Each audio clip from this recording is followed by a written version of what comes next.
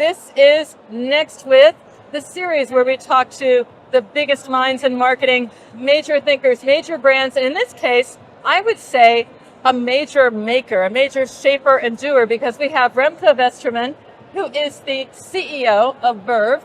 First of all, it's great to have you, and hey, this must be feeling like exactly your place, your vibe. This is the marketing industry, and you help make some of it. Thank you for having me, Maggie. Yeah, it's a great vibe here. It's a lot of things happening. Things are moving, and I hate boring things, so this is the way it should be. You've been in the industry for a long time and seen a lot come and go with trends, with developments. Just thinking about what you found most exciting or most innovative, maybe in the last year, something surprising, giving us an idea of what you're seeing, what makes you excited about the industry today. Okay. No, but I remember when I was at university, they were saying, and it was, I'm Dutch, and that was still guilders, they were saying of every guilder in advertising spent, 50% is wasted. So it has not become more efficient. If you look in the US, there's over $1,200 advertising spent per inhabitant. So that it's huge. I mean, there's so much advertising spent, there's so much waste in this industry. And I think that's one of the main things now. So finding the right people, finding the right audiences has become much more difficult. And I would say that it's over the years, the clutter, it has become more complex, and the wastage has only become bigger. But another thing that has grown is not just the complexity, but there are more opportunities as well. I mean, you're a fan of innovation, obviously, building a company. You love to see things move, and that's what's happening in the industry. We're seeing that people are thinking about out of home, emerging channels, bringing web and app together. I mean, there's still a lot of room for innovation. What do you see? Where do you see the channels where marketers should maybe be focusing their attention, maybe even their budget? Yeah, let's say what we say, emerging channels is of course what's growing, where there's a lot more attention now. So that's what we are focusing at. It's because that's also where positions are changing, our view, underrepresented in the marketing budgets. So there's a lot of money still spent in channels which are not getting as many viewers as some other channels where there's a lot less money spent. For example, where? Walled gardens. Look at YouTube. I mean, the YouTube marketing spend compared to the reach, there's a disconnect. So that's one of the things. The second is, we call it responsible advertising. There are elements like carbon, there are elements like privacy. There's a lot of things, brand safety. I was going to say brand MFAs, safety. all those kind of things. So you don't want to have your ads in unsafe environments. You want to really reach the right person. That's then about having the right audiences selected. And then you get into real data about how do you define an audience, how do you measure an audience, or how do you measure the results. So this whole industry is super complex, basically, and it has become very technical. When you're looking at what marketers are doing, and you're working with these companies, and you're hearing about that, they also want to stitch together this experience. They want to make it cross-channel, multiple channels, but also measuring that. How are you thinking about that at Verve? We are cross-channel, but emerging cross-channel, I have to say. We really concentrate on in-app, CTV, mobile web, digital out-of-home, and audio. Those are the channels where it's now growing, where it's happening, and where there's also a lot of know-how missing, where there's a lot of uncertainty about what can I do, who can I reach. And I think that's where we add most value. And we're also, as I said before, measuring. If you do cross-channel, measuring is more complex. But cross-channel is proven to be better than just using one channel. What are the channels where maybe marketers would be reaching more audience because the audience is there, the spend isn't, so they could have a first mover advantage? Let me say digital out of home and audio. So those channels are super interesting. But if you want to really do marketing at scale, we're really talking about in-app, CTV most of all. Yes. Mobile web.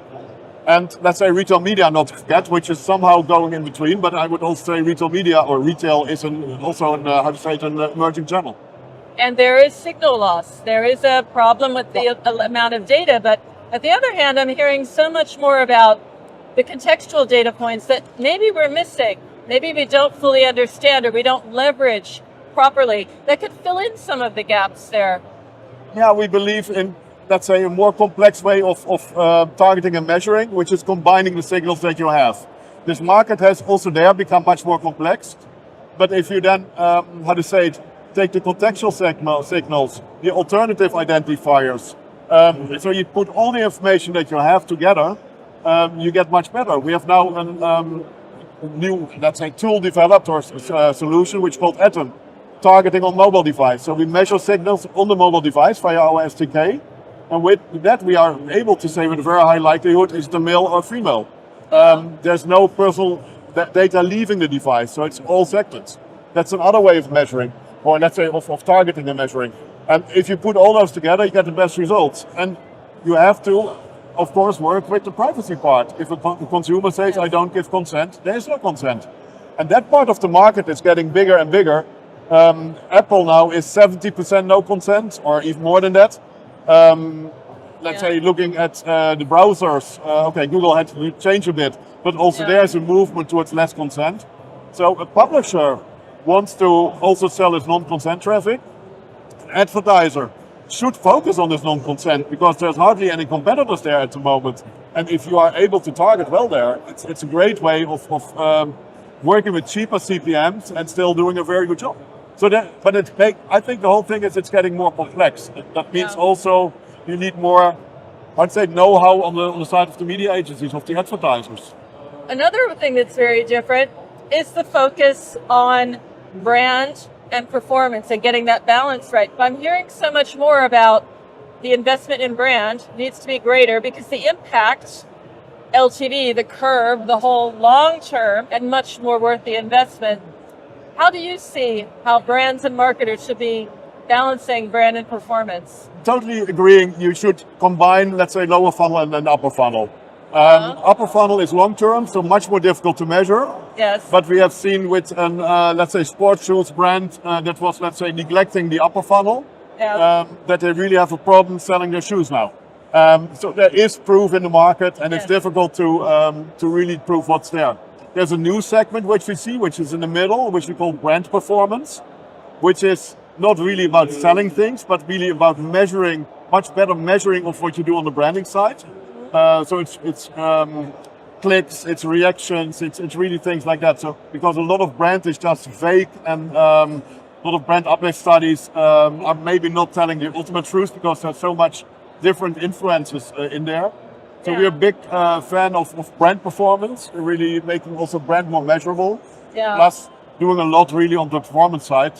And creativity is important. A lot of marketers are saying creativity has to come back. We lost it in marketing and advertising. We need to balance that. We need to focus on that.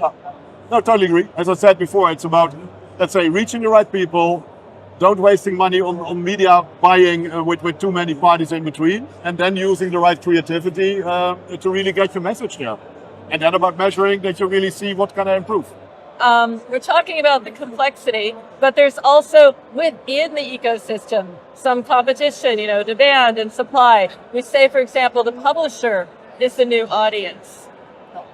Yeah, I agree. There is this discussion. And if you talk to a DSP or demand side platform, they say we are the strong ones and we're going to add the supply. Not so easy. If you talk to an SSP, they say we're going to add the demand side, and we do that because we have the data, we have the publisher. And so I think it's both sides are right and wrong at the same time. In the end, you want to have a vertical solution. But we're coming with a gaming background, and we were really fed up with having so much information loss mostly, but also money loss between having too many parties between you as an advertiser and as a publisher. So the more direct, the better.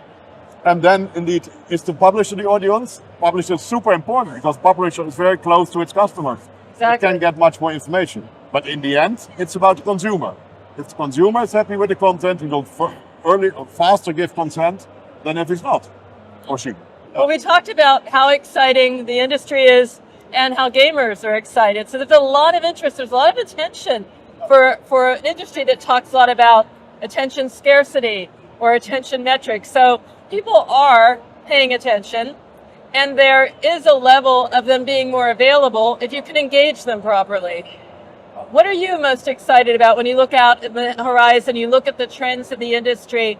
If it's about making it more sustainable, more profitable growth, more value at the top of the funnel, but in through the marketing funnel? What makes you excited? How are we going to get there? Yeah, our mission is make media better. And that Okay. covers a lot of stuff, of course. But it's really, we think, like I said before, that a lot of money is wasted. And that marketing can do a much better job. Also publishers can partly do a much better job. And that's where we want to help and but yeah, play our part of that. So I just want to pick up on the point you made. Make media better. Who wouldn't want to do that? But how should media buyers, media companies, brands be approaching this to make it work, to make it better? It's a step-by-step approach. I think people should be willing to put part of their budget really on experiments, just testing things, learning things. A lot of it is about learning, I would say. And of course, working with the right partners, but okay, that's obvious one. But it's really the willingness of advertisers and the agencies to really experiment, do A/B tests, improve, try. And that's also to your question before, how many partners can you work with or do you want to work in? Not too many, because you should build a much more close relation. And I think a lot of the industry has moved towards price war, or let's say price pressure. You get my account if you hardly make margin on it. I mean, that's what's happening a lot in the media industry at the moment. Well, I think that also maybe gives you more financial efficiency, but it costs you efficiency on the experimenting side, on the new things, on the innovation. And in the end, if you find a different way to do a digital out-of-home ad, which is cool, which gets more engagement, saving 10% on your marketing budget compared to doing double the views because of better engagement with the people or better attention. So I think it has come too much in the financial game, and somehow the know-how, the willingness to experiment and to really work on making the things better is missing a bit at the moment. And we know the power of a winning creative. I mean, it is worth the effort, it is worth the investment, because that is what stays. That's the impression. Yeah, but if this winning creative is shown to the wrong people, or let's say to the people that are not your then we're back to inefficiency again. No, well, exactly. We had an example. Let's say a car manufacturer wants to advertise a car. And then you look for car enthusiasts. But you also need to look for car enthusiasts that are living in a region where it's most likely that they have the salary that fits to the kind of car. It can be a small car, it can be a large car, it can be an expensive car. So you need to do much more precise targeting, and then your creative even has more effect than if you show to wrong people. You say it's wasted. I'm just curious, because everybody wants to do it better. How much wastage could be removed if we connect up the channels better or measure the channels better? It's so difficult to say, but every 10% that you become more efficient or effective saves a lot of money and also annoys the consumer a lot less. Because there's also a lot of all these ads that are going to the wrong people are super annoying. And so in those things, there's a lot that we can improve to make the world a better place. Well, we started with how you made the industry an exciting place. You've been there shaping it. And we talk about the future of marketing. So I think we've gone full circle, Remco. It's been an amazing interview. We went all the way around, coming back to the customer and what matters now. Thanks so much for your time. Thank you very much.